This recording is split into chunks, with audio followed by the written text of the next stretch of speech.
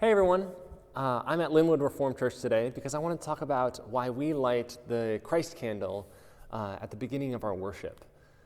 We'll often light the Christ candle and we'll say that Christ is the light of the world. And we say that and then light the candle to remind ourselves that Christ is the light of the world. He lights up the darkness and he provides us with guidance. John starts off his gospel by referring to God or the Word or Christ as the true light.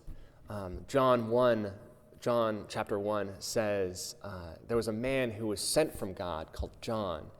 He came as a witness to testify to the light so that all might believe through him. He himself was not the light, but he came to testify to the light.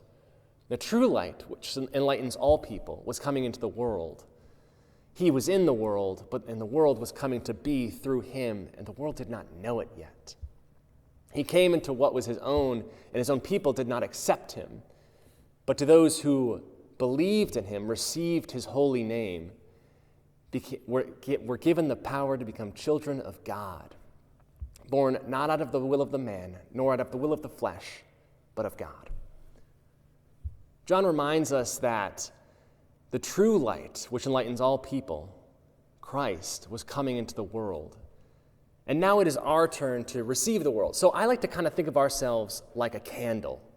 The candle itself is not the source of the flame, but rather it receives the flame and nourishes the flame. It receives it and gives it life. It gives us the resources, the wax, to be able to give the flame the ability to flourish, to thrive.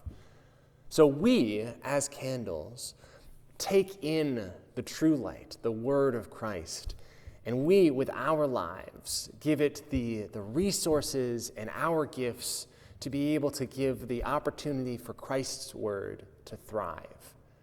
So next time that you're in a worship service, or maybe you're watching online, look at the Christ candle and think, how might you portray a candle? How might you be like a candle, illuminating Christ's light and nourishing Christ's word? Well, that's all for today. Thanks for joining me. I will see you next week. Bye.